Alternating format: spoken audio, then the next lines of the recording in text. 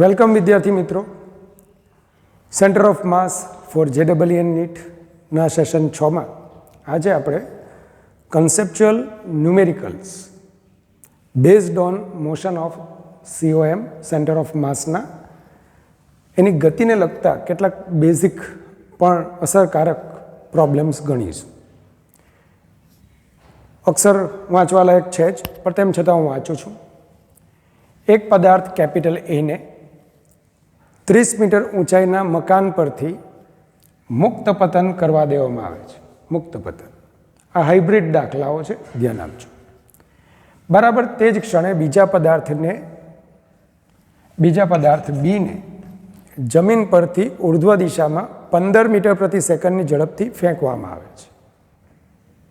જો A અને B ના દળ અનુક્રમે 2 કિલોગ્રામ અને 4 કિલોગ્રામ હોય તો જમીનથી દ્રવ્યમાન કેન્દ્રની મહત્તમ ઊંચાઈ શોધો.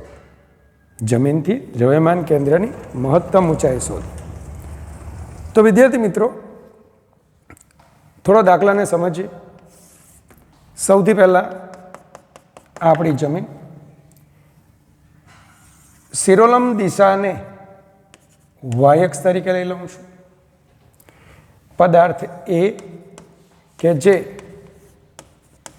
30 મીટર ઊંચાઈએથી મુક્ત પતન અનુભવે છે, મતલબ કે આનો પ્રારંભિક વેગ 0 છે.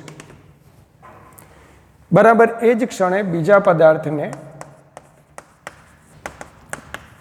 15 મીટર પ્રતિ સેકન્ડની ઝડપથી ઉર્ધ્વ દિશામાં ફેંકવામાં આવે છે. તો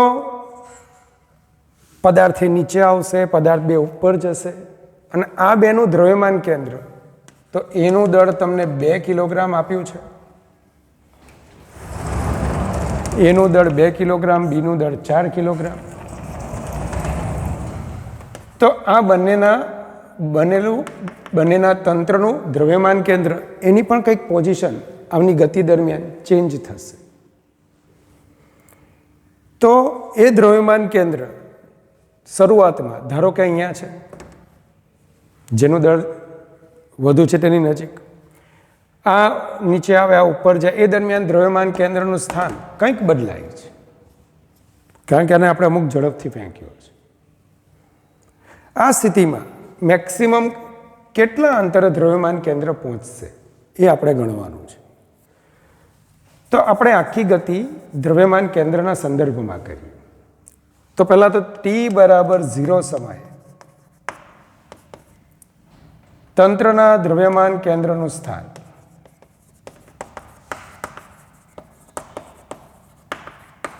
જેને આપણે y0cm થી દર્શાવીએ. તો તમને ખબર છે કે ભાઈ y0cm તમે આમ લખો અથવા આમ લખો ચાલશે. આપણને ખ્યાલ હોવો જોઈએ કે ભાઈ પ્રારંભમાં સ્થાન ક્યાં છે. તો m1 y1, ચાલો m1 2, y1 30, m2 y2 તો આ જમીન પર જ છે 4 0 divided by m1 plus m2 2 plus 4 60 divided by 6 meter. તો પ્રારંભમાં દ્રવ્યમાન કેન્દ્ર ઇનિશિયલ પોઝિશન એની કેટલી છે, માફ કરજો, 10 મીટર. 60 divided by 6 10 metre. હવે દ્રવ્યમાન કેન્દ્રનો પ્રારંભિક વેગ શોધીએ. તો t બરાબર 0 સમયે બરાબર v0cm અથવા v0cm દ્રવ્યમાન કેન્દ્રનો પ્રારંભિક વેગ. સૂત્ર આપણને ખ્યાલ જ છે, પણ અહીંયા આપણે સંજ્ઞા પદ્ધતિમાં ઉર્ધ્વ દિશામાંનો વેગ, પ્રવેગ બંનેને ધન અને અધો દિશામાં હોય તો આપણે ઋણ ગણવું પડશે. સંજ્ઞા પદ્ધતિ બહુ મહત્વની છે. તો યાદ રાખો v0cm is equal to m1 v0 એ 0. અચ્છા, ઉપર છે વેગ ધન, m2 V0B 15. આપણે 3 સૂત્રો ભણેલા યાદ રાખજો. VCM is equal to M1 vector V1 plus M2 vector V2 up to Mn vector Vn divided by M1 plus M2 plus up to Mn. ACM M1 vector A1 plus M2 vector A2 plus up to Mn vector An upon M1 plus M2 plus up to Mn. તો આપણે આવું ભણતા હતા. તો અહીંયા VOCM તો M1 V0A plus M2 V0B, પણ સંજ્ઞા ધ્યાન રાખજો આ પ્લસ છે. જો આનો વેગ નીચે તરફ કંઈક આપેલો હોય તો આનો વેગ આપણે ઋણ લેત, કારણ કે આપણી સંજ્ઞા પદ્ધતિમાં ધન વાય દિશામાંના વેગને આપણે ધન ગણ્યા છે. ધ્યાન રાખજો. Divided by 2 plus 4, 60 divided by 6, 60 divided by 6, 10 meter per second ઉર્ધ્વ દિશામાં છે. તો દ્રવ્યમાન કેન્દ્રનો પ્રવેગ આપણે ગણી લઈએ, માફ કરજો. તો ACM દ્રવ્યમાન કેન્દ્રનો પ્રવેગ. તો બંનેના પ્રવેગ અધો દિશામાં છે, જે ઋણ જ છે. આનો પણ પ્રવેગ માઇનસ G, આનો પણ પ્રતિપ્રવેગ માઇનસ G. તો 2 minus G plus 4 minus G M1 A1 plus M2 A2, કારણ કે A1 અને A2 બંને માઇનસ G છે, divided by M1 plus M2 minus 6G by 6 minus G minus 10 meter per second square. જે પ્રવેગ અધો દિશામાં છે અને પાછો અચળ પ્રવેગ છે. અધો દિશામાં છે, અચળ પ્રવેગ છે. મતલબ કે તમે અચળ પ્રવેગી ગતિના સૂત્રો અહીંયા વાપરી શકશો. તો હવે દ્રવ્યમાન કેન્દ્રની અચળ પ્રવેગી ગતિ, કારણ કે પ્રવેગ અચળ છે, જેમાં દ્રવ્યમાન કેન્દ્રનો પ્રારંભનો વેગ ખબર છે +10. જ્યારે મહત્તમ ઊંચાઈ પ્રાપ્ત કરે તો મહત્તમ ઊંચાઈએ વેગ VCM 0 થાય. અને એ દરમિયાન કેટલું સ્થાનાંતર કરે, સપોઝ એ અહીંયા જાય છે, કેટલું સ્થાનાંતર કરે તો એ આપણે ગણી લઈએ DCM. ખ્યાલ છે તમને 2 ACM DCM VCM square minus V0 CM square, કારણ કે અચળ પ્રવેગી ગતિનું સૂત્ર વાપરી શકો. 2 ACM માઇનસ G DCM શોધવાનું છે, VCM square 0 V0 CM square 10 નો વર્ગ. ચાલો હું આની પણ કિંમત અહીંયા મૂકી જ દઉં છું. ચલો -20 -100, તો કાપેલું અંતર કેટલું થશે 5 મીટર. તો એનો મતલબ દ્રવ્યમાન કેન્દ્રની મહત્તમ ઊંચાઈ કેટલી થશે, તો માંગેલ મહત્તમ ઊંચાઈ is equal to already 10 meter તો હતું જ, પ્લસ કેટલું સ્થાનાંતર કર્યું DCM જેટલું, તો 15 મીટર. આમ દ્રવ્યમાન કેન્દ્ર 15 મીટર મહત્તમ ઊંચાઈ પ્રાપ્ત કરશે. ધ્યાન રાખજો, સંજ્ઞા પદ્ધતિમાં કશે પણ અટવાતા નહીં, બધું દ્રવ્યમાન કેન્દ્ર માટે આપણે ગણવાનું છે. તો વિદ્યાર્થી મિત્રો, બીજા પ્રશ્નની રકમ આપણે જોઈએ. બે પદાર્થોના દળનો ગુણોત્તર n/1 છે. તેમને અતન્ય અને દળ રહિત દોરી વડે ગરગડી પરથી લટકાવેલ છે.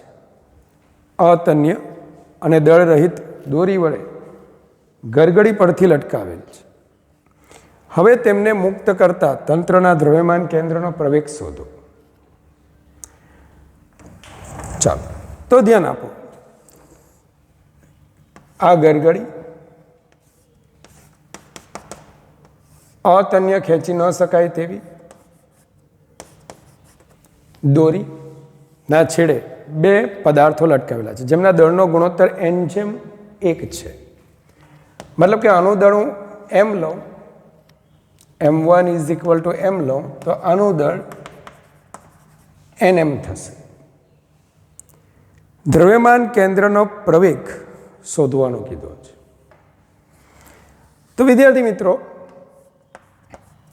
આપણે ફક્ત એનું મૂલ્ય શોધીશું.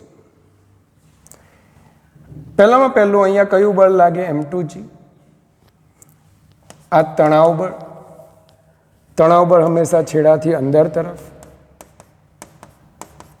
અને અહીંયા m1g. આપણી સિમ્પલ મેથડ હતી કે ભાઈ તું બાહુબલી છે, તું આને ખેંચી જશે. તારા પ્રવેગનું મૂલ્ય એ અધો દિશામાં, તારા પ્રવેગનું મૂલ્ય એ ઉર્ધ્વ દિશામાં, કારણ કે તમે એક દોરીથી બંધાયેલા છો, કન્સ્ટ્રેન છો, એકની ગતિ બીજાની ગતિ માટે જવાબદાર છે.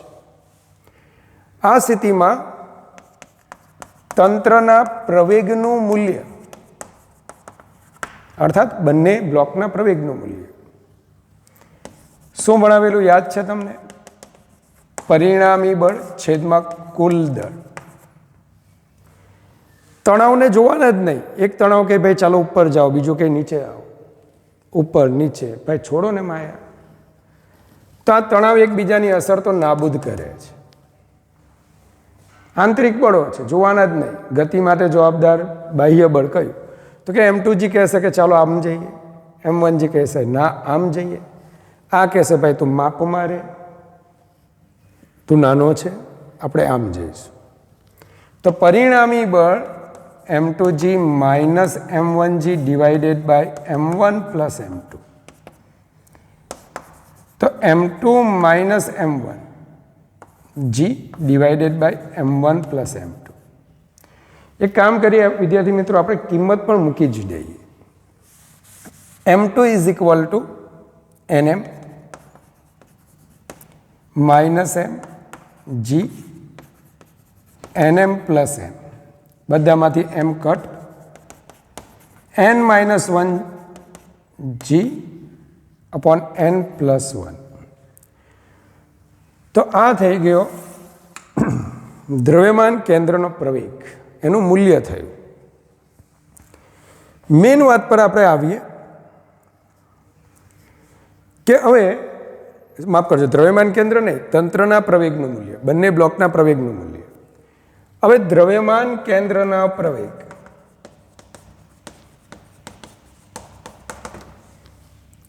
તો તમે મૂલ્ય શોધવાના છો.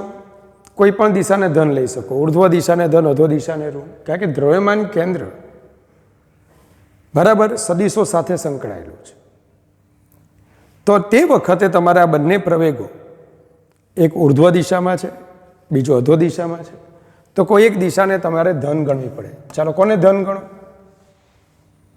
તમારી મરજી. ઉપરની દિશાને ધન ગણો તો એ ચાલશે. આપણે મૂલ્ય શોધવાનું છે, છેલ્લે આપણે મેગ્નિટ્યુડ લખવાનું છે. તો તમે મને કહેતા છો દર વખતે, તો હું સ્વીકારી લઉં કે નીચેની દિશાને ધન ગણીએ, આ બાહુબલી છે એને માન આપીએ. તો આનો પ્રવેગ a2 પ્લસ એ થશે, આનો પ્રવેગ a1 માઇનસ એ થશે. માટે ACM = m1 a1 plus m2 a2 divided by m1 plus m2. m1 m minus a nm plus a divided by m plus nm. તમે જોઈ શકશો બધામાંથી m કટ થશે, એ બહાર આવશે. તો n - 1 અપોન n પ્લસ 1 એ, પણ એની કિંમત જો તમે અહીંયા મૂકી દો, એની કિંમત મૂકી દો, તો n - 1 upon n plus 1 into g, કારણ કે 1 પરથી. તો દ્રવ્યમાન કેન્દ્રના પ્રવેગનું મૂલ્ય n-1 upon n+1 whole square into g મળશે. n-1 upon n+1 whole square into g થશે. તો બહુ સરળ દાખલો છે, સરસ દાખલો છે, ધ્યાન આપજો. તો વિદ્યાર્થી મિત્રો, ત્રીજા પ્રશ્ન તરફ આપણે જઈએ. શું માહિતી આપેલી છે? સાથે સાથે તમને HC વર્માની બુકના 2 પ્રશ્નો હોમવર્કમાં પણ આપવાના છે, ત્રીજું ગણાવતી વખતે. ચાલો, શું માહિતી આપેલી છે ચેક કરજો. કે આકૃતિમાં દર્શાવેલ પરિસ્થિતિ માટે સ્મોલ m દળ અને r/4 ત્રિજ્યાનો, r/4 છે ત્રિજ્યાનો ગોળાને મુક્ત કરતા તે પોતાની મૂળ સ્થિતિની વિરુદ્ધ બાજુએ આવે, બરાબર. ત્યારે r ત્રિજ્યાના ગોળાકાર કવચે, અચ્છા ગોળાકાર કવચ છે, પોલો ગોળો ખ્યાલ છે તમને, આવે ત્યારે કવચે સમક્ષિતિજ લીસી સપાટી પર, ઓકે આ લીસી સપાટી છે, લીસી સપાટી પર કાપેલ અંતર શોધો. અચ્છા, તો કેવી રીતે, હાઉ? તો ભાઈ ગોળાનું નીચે આવવું, બરાબર. આ ઘટનામાં બાહ્ય બળ લાગે, હા, ગુરુત્વાકર્ષી બળ આ ગોળાને નીચે લાવે. મતલબ કે વાય દિશામાં બળ લાગે છે તો વાય દિશામાં વેગમાન બદલાશે, વાય દિશામાં દ્રવ્યમાન કેન્દ્રનું સ્થાન બદલાશે. શું સમક્ષિતિજ દિશામાં કોઈ બળ લાગે છે? ના, આ દિશામાં કે આ દિશામાં કોઈ બળ લાગતું નથી. તો x દિશામાં દ્રવ્યમાન કેન્દ્રનું સ્થાન અચળ રહેવું જોઈએ. હા, વાય દિશામાં બદલાશે કારણ કે વાય દિશામાં બળ લાગે છે, ગુરુત્વાકર્ષી બળ. આપણે શું ભણ્યા હતા, એક વખત ફરી પાછા કન્ફર્મ કરી લઈએ. F એક્સટર્નલ 0 હોય તો ACM 0.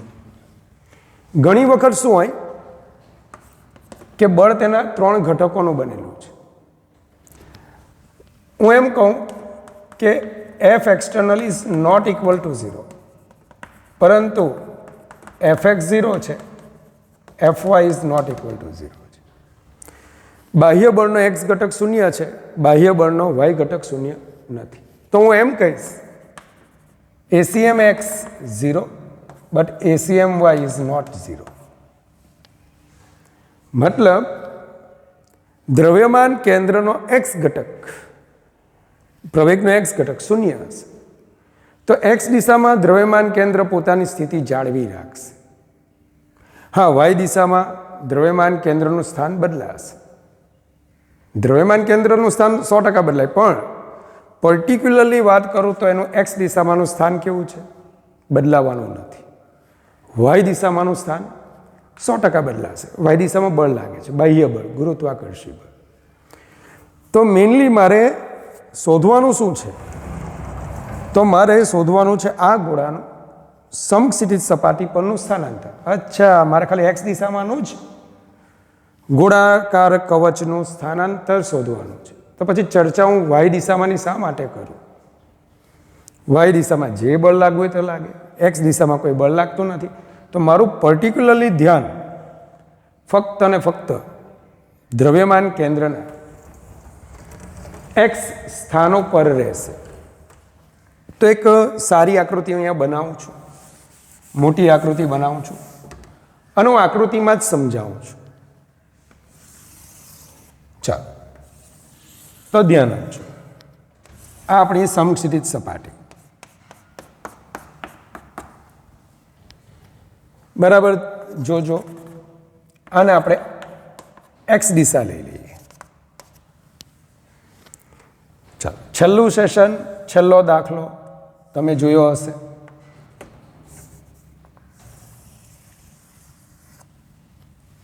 ધ્યાન આપો. આ r/4 ત્રિજ્યાનો ગોળો. પહેલાં તમે એ ચેક કરો, આ એમ દળ, આ એમ દળ, તો તંત્રનું દ્રવ્યમાન કેન્દ્ર દળ કઈ બાજુ વધારે છે? આ તરફ. તો તંત્રના દ્રવ્યમાન કેન્દ્રનું સ્થાન સમમિતિની અક્ષ પર, અચ્છા, કંઈક અહીંયા હશે, જ્યાં દળ વધારે ત્યાં. આ આપણું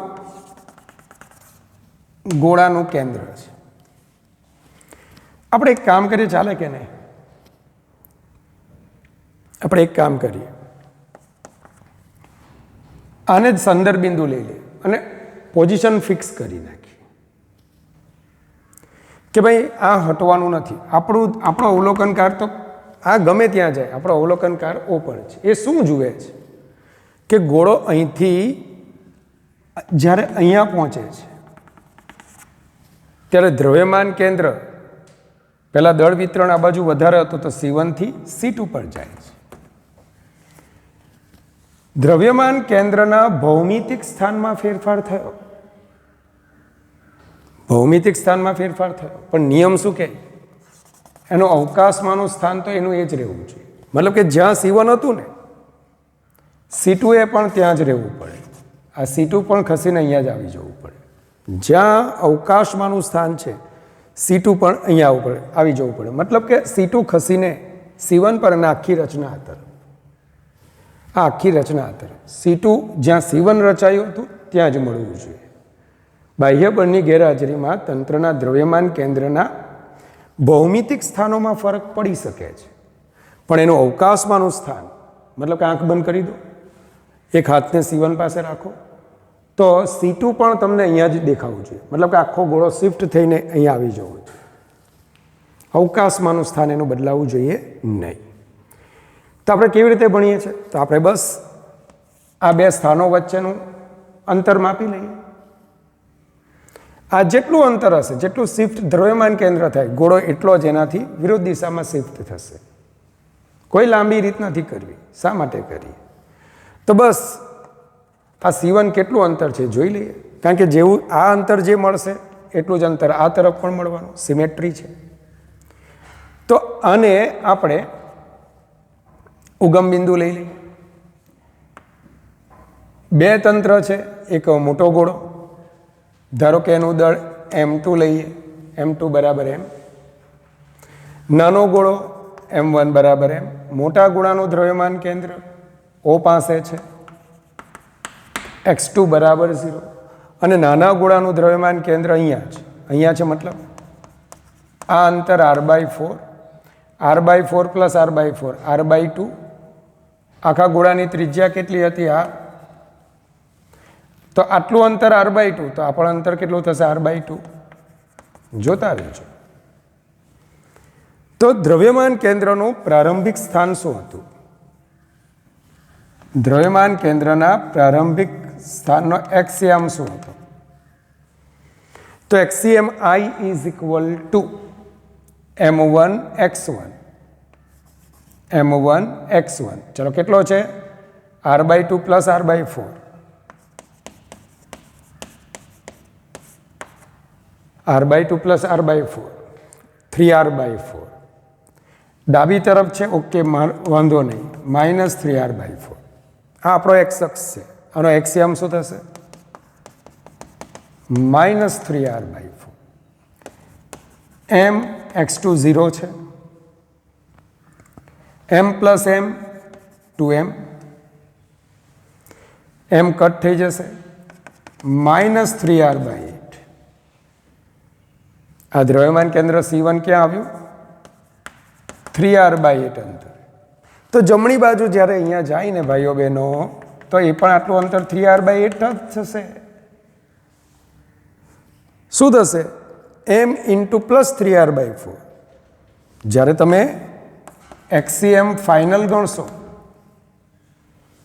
તો સેમ અહીંયા પ્લસ થઈ જશે, આ તો 0 જ રહેશે, કારણ કે આપણે આને સંદર્ભ લીધો છે. તો પ્લસ 3r/8 આવશે. આમ દ્રવ્યમાન કેન્દ્રના ભૌમિતિક સ્થાનમાં ફેરફાર. શું બોલતા હતા આપણે? દ્રવ્યમાન કેન્દ્રના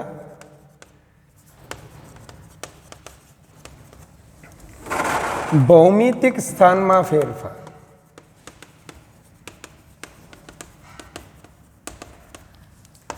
delta XCM, XCM final minus XCM initial, 3r/8 minus -3r/8. ખોટું ખોટું આ બધું વધારે પડતું લખું છું.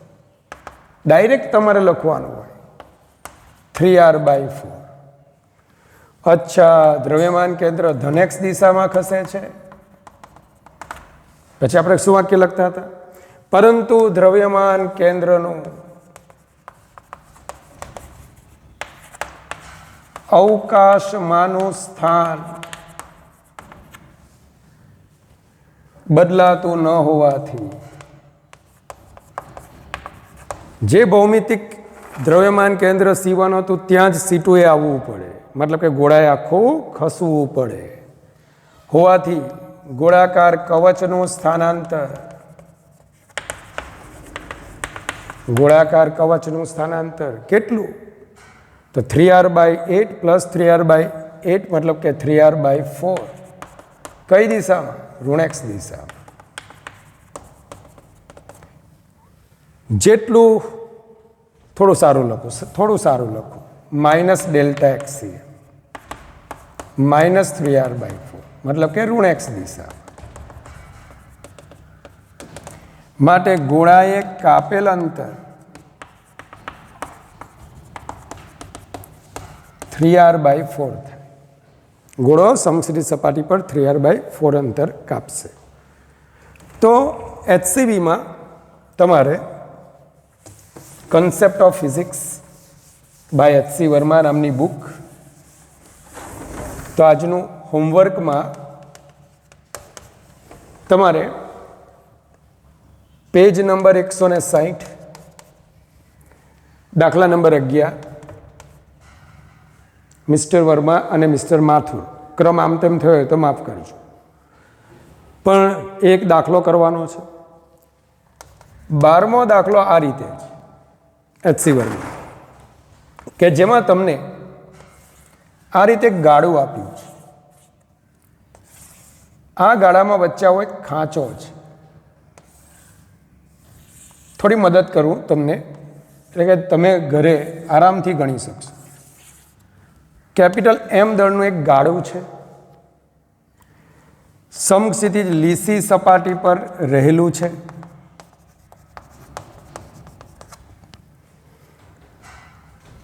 ઉપર વજન રહિત દોરી, દળ રહિત દોરીના છેડે સ્મોલ m દળનો એક ગોળો લટકાવેલો છે.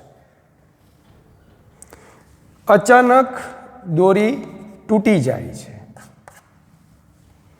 અને ગોળો નીચે પડીને લાસ્ટમાં આ સ્લોટ ખાંચામાં સપડાઈ જાય છે.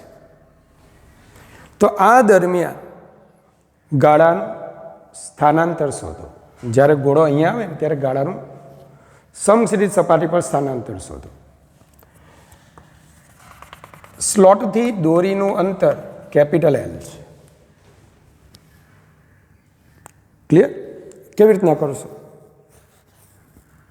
મદદ કરો.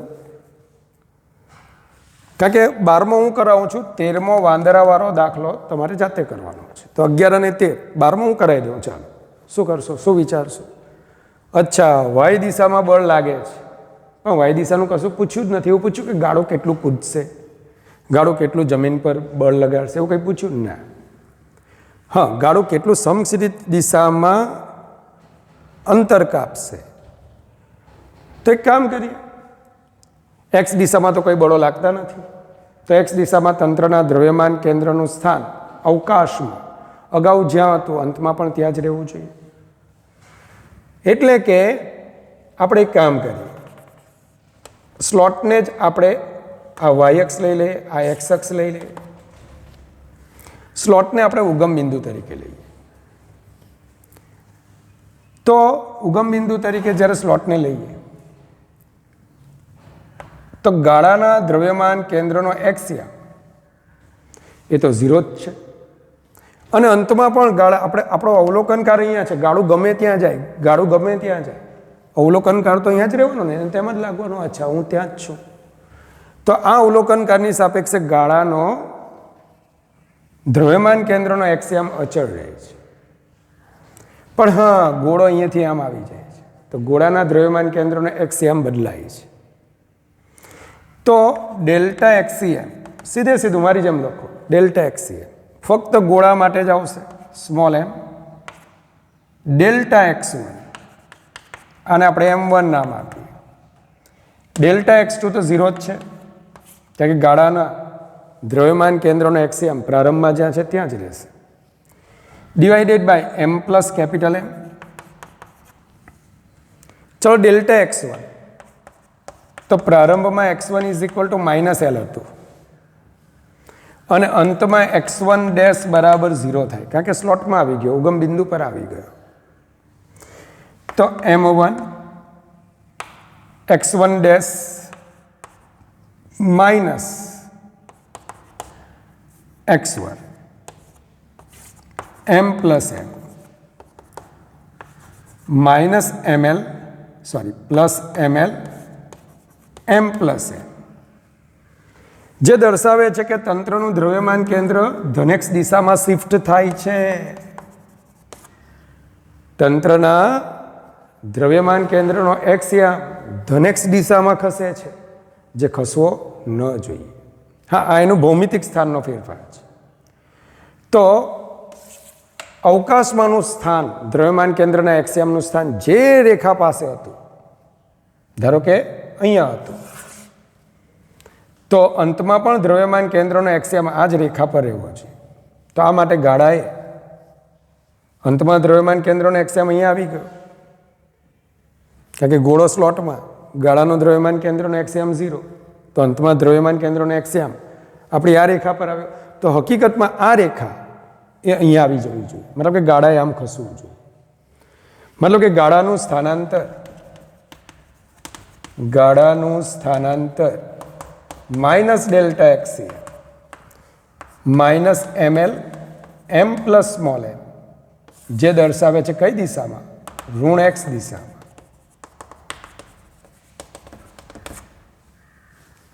સાદા શબ્દોમાં ડાબી તરફ. તો એચસી વર્માનો આ એક દાખલો છે. તો આજે ટોટલ 3 તમને હોમવર્કમાં આપેલા હતા, એક તો મેચ કરાવી દીધું, પણ તેમ છતાં મને ખબર છે તમે થેન્ક યુ તો ન જ કહેશો. ચાલો, તો બીજા 2 જે પ્રશ્નો છે તમારે લખીને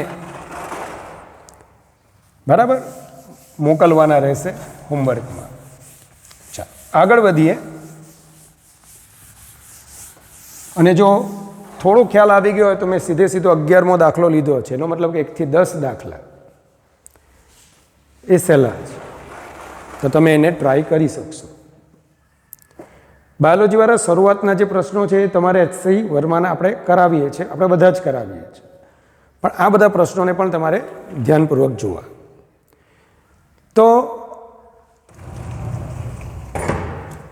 ચોથો ક્વેશ્ચન છે, આકૃતિમાં દર્શાવ્યા પ્રમાણે m દળના એક બ્લોકને દળ રહિત દોરી વડે ગરગડી સાથે એવી રીતે બાંધેલો છે કે જેથી દોરીનો બીજો છેડો 2m દળના બાળકના હાથમાં રહે. બાળક 2m દળનું છે. બાળક તથા બ્લોક કેપિટલ M દળના બ્લોકની રફ સપાટી પર રહેલા છે. અચ્છા, બાળક, બ્લોક બધું રફ સપાટી, અને સમગ્ર તંત્ર ઘર્ષણ રહિત સપાટી પર છે. આ મરી ગયા આપણે, ઘર્ષણ રહિત સપાટી. ચાલો, જો બાળક દોરીને ખેંચીને બ્લોકને ગરગડી પાસે લાવે, મતલબ કે આ બ્લોક 2 મીટરનું સ્થાનાંતર અનુભવે, તે દરમિયાન મોટા બ્લોકે લીસી સપાટી પર કાપેલ અંતર શોધો. હું જાણતો જ હતો કે આ મોટા બ્લોક કંઈક નવા જૂની કરશે. અત્યાર સુધી કેટલું સારું હતું, કેમ ગતિના નિયમો ભણતા હતા ત્યારે આ બધું કંઈ હલતું જ નહીં હતું, પહેલાં જ હલા કરતા હતા. હવે આની અંદર તો બધું જ હલવા લાગી ગયું, અને સાથે સાથે આપણે પણ હલી જઈએ. હજુ તો શરૂઆત છે, જુઓ તો ખરા. કે આદર્શ પરિસ્થિતિઓ વેગમાન સંરક્ષણનું નેક્સ્ટ સેશન આપણે વેગમાન સંરક્ષણના પ્રશ્નોનું છે. થોડું લાંબુ સેશન છે પણ મસ્ત છે. ચાલો તો આની અંદર વિચારીએ આપણે કોને આપણે પહેલાં તો ફિક્સ કરી નાખવાનું આપણા અવલોકનકારને, જેણે જ્યાં હલવું હોય ત્યાં હલે. પણ આપણો દ્રવ્યમાન કેન્દ્રનું ભૌમિતિક સ્થાન બદલાય તે માટે એ જોવા માટે આપણે આપણા અવલોકનકારને ફિક્સ કરી નાખીએ. ક્યાં ફિક્સ કરીએ ખબર? હું આને અહીંયા ફિક્સ કરી નાખું છું. આને હું એક્સ અક્ષ લઈ લઉં છું. વાય અક્ષ તેલ પીવા જાય નથી જોઈતું. ચાલો તો આ આપણું ઉગમ બિંદુ. આખી ઘટનામાં બાળક ત્યાં ને ત્યાં જ રહે છે. બાળક ત્યાં ને ત્યાં ઘર્ષણવાળી સપાટી કીધી બાળક ખેંચે છે, ખેંચાતો નથી. કોના દ્રવ્યમાન કેન્દ્રનો સ્થાન બદલાવાનું નથી. તો પહેલાં હું નામકરણ કરી નાખું. આને M1 નામ આપી દઉં, બાળકને M2 અને આના માટે M3. કોના દ્રવ્યમાન કેન્દ્રના ઓની સાપેક્ષે કોના સ્થાન નથી બદલાયા? તો કે બાળક ત્યાંનું ત્યાં જ, બ્લોક ત્યાંનો ત્યાં જ. તો આના માટે ડેલ્ટા x3 0, આના માટે ડેલ્ટા x2 0. અરે બાળક ત્યાં ને ત્યાં જ. પણ આના માટે ડેલ્ટા x1 ગણવું પડશે. ચાલો x1 ડેશ માઇનસ x1 હું અહીંયા જ લખું છું, ચાલશે ને?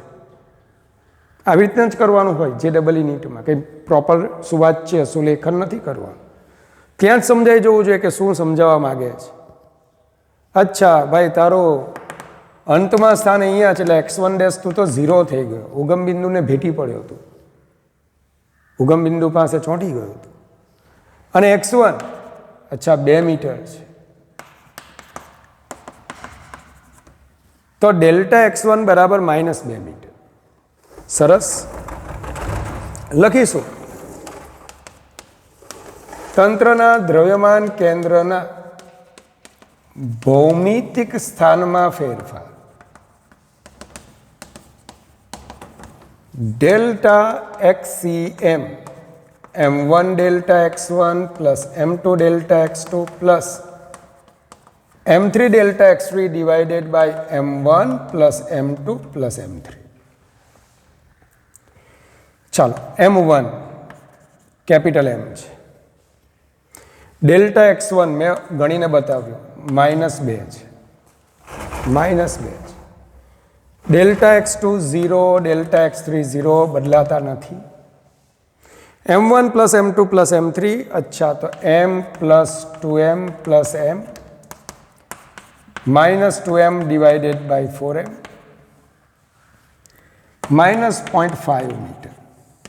અચ્છા તો ડેલ્ટા XCM ડાબી તરફ, હવે આપણે ડાબી જમણી કરીશું, કોઈ અક્ષો નહીં આપશે. દ્રવ્યમાન કેન્દ્ર સ્વાભાવિક છે ડાબી બાજુ દળ વધવા લાગ્યું. પહેલાં આ બાજુ હતું, એમ આ બાજુ જતા ડાબી બાજુ જતા દળનું વિતરણ ડાબી તરફ વધ્યું. તો દ્રવ્યમાન કેન્દ્ર કઈ બાજુ ખસ્યું? ડાબી તરફ. માટે બરાબર કેપિટલ M દળનો બ્લોક અથવા કેપિટલ M દળના બ્લોકનું સમક્ષિતિજ લીસી સપાટી પર સ્થાનાંતર બરાબર -ડેલ્ટા XCM. દ્રવ્યમાન કેન્દ્રનું ભૌમિતિક સ્થાન બદલાય પણ અવકાશમાંનું સ્થાન ન બદલાય. અગાઉ દ્રવ્યમાન કેન્દ્ર આ રેખા પર આવેલું x છે, તો અંતમાં પણ જે ભૌમિતિક સ્થાન અહીંયા આવ્યું હોય પણ અવકાશમાંનું સ્થાન તો આ જ રેખા પર હોવું જોઈએ. એટલે કે આખો બ્લોક ખસીને અહીંયા જતો રહેવો જોઈએ. તો +0.5 મીટર તમે આ રીતે કરી શકો. ચાલો સહેલો ક્વેશ્ચન છે. તો પછી છેલ્લો ક્વેશ્ચન છે, બરાબર. બીજા ઘણા પ્રશ્નો છે પણ આજની સમય મર્યાદા આટલી જ રાખીએ છીએ. બીજા થોડા તમને મારે ક્વેશ્ચન આપીને થોડા વિચારતા કરવા છે. તમે થોડું વિચારો. નેક્સ્ટ એમાં જ જે તમારા ડાઉટ્સ રહ્યા છે તેને પણ હું અહીંયા લઈ લઈશ. અને એક ભવ્ય દાખલાઓનું સેશન આપણે રાખીશું. આકૃતિમાં દર્શાવેલ કેપિટલ L લંબાઈના સળિયાને સમક્ષિતિજ લીસી સપાટી પર સ્થિર રાખેલ છે. હવે તેને ઉપરના છેડાને હળવેથી ધક્કો આપી છોડી દેતા જ્યારે તે સમશીતોષ્ણ સપાટી પર આવે તે દરમિયાન તેના દ્રવ્યમાન કેન્દ્રના ગતિપથનું સમીકરણ શોધો. એના ગતિપથનું આપણે શું શોધવાનું કીધું છે? સમીકરણ. સાંભળજો, આખી ઘટનામાં સળિયો નીચે આવે તે માટે જવાબદાર બળ છે ગુરુત્વાકર્ષણ બળ. There is no horizontal force. કોઈ સમક્ષિતિજ બળ નથી. જો સમક્ષિતિજ બળ ન હોય તો દ્રવ્યમાન કેન્દ્રનો એક્સ દિશામાંનું સ્થાન, દ્રવ્યમાન કેન્દ્રનું એક્સ દિશામાંનું સ્થાન, તેનું તે જ રહેવું જોઈએ. ધ્યાન આપજો, દ્રવ્યમાન કેન્દ્રનું એક્સ દિશામાંનું સ્થાન તેનું તે જ રહેવું જોઈએ. મતલબ પ્રારંભમાં દ્રવ્યમાન કેન્દ્રનો એક્સિયા 0 હતો, વાય અક્ષ પર હતો, તો અંતમાં પણ વાય અક્ષ એ સ્ટેશનરી એક્સિસ છે, આપણો અવકાશમાંની અક્ષ છે. દ્રવ્યમાન કેન્દ્રનું ધ્યાન આપજો, અવકાશમાંનું સ્થાન બદલાવવું ન જોઈએ. એનો એક્સિયામ એક્સ અક્ષની દિશામાં, વાય દિશામાં તો બળ લાગે છે, તો એક્સ દિશામાં એનું દ્રવ્યમાન કેન્દ્રનું સ્થાન બદલાવવું ન જોઈએ. તેનો એક્સિયામ પ્રારંભમાં શું હતો? 0, વાય અક્ષ પર હતો. તો અંતમાં પણ સળિયો એવી રીતે પડશે, એવી રીતે પડશે, એવી રીતે પડશે, એવી રીતે પડશે કે એનું દ્રવ્યમાન કેન્દ્ર, એનો એક્સિયા 0 જ રહે. તો આમ આપણે કયા નિર્ણય પર આવી ગયા? તો કે આપણે એક નિર્ણય પર આવી ગયા કે દ્રવ્યમાન કેન્દ્ર CI થી CF પોઝિશન વાય અક્ષ પર રહીને મેળવે છે. CI થી CF પોઝિશન વાય અક્ષ પર રહીને મેળવે છે. મતલબ કે દ્રવ્યમાન કેન્દ્ર વાય અક્ષ પર ગતિ કરે છે. વાય અક્ષ માટે બાયોલોજી વાળા, વાય અક્ષ માટે એક્સિયામ 0. બસ આ તો સમીકરણ. વાય અક્ષનું સમીકરણ જણાવો, એક્સિયામ 0. વાય અક્ષનું સમીકરણ જણાવો, એક્સિયામ 0. ચેક કરો. A ઇઝ ઇક્વલ ટુ, મતલબ કે એક્સ ઇઝ ઇક્વલ ટુ 0. તો આમ વિદ્યાર્થી મિત્રો, આપણે ધ્યાન આપજો, બેઝિક પ્રશ્નો કર્યા. બસ આના પરથી હવે તમને દુનિયાભરના ક્વેશ્ચન આવડી જાય, પણ મારા શબ્દોને વળગી રહેજો. થોડા અઘરા પ્રશ્નો આગળ ઉમેરીશું આપણે. તો આશા રાખું જો તમને આ સેશન ગમ્યું હોય તો લાઈક કરજો, કંઈક સજેશન હોય તો એ આપજો. શુદ્ધ અંતકરણથી ભગવાન પાસે તમારા માટે અનંત આશીર્વાદોની હું માંગણી હંમેશા કરું છું. ભગવાન તમને સદાય હસતા રાખે, તમારી કારકિર્દી ખૂબ જ ઉજ્જવળ બનાવે. Good bye, take care, God bless you infinitely, all my students.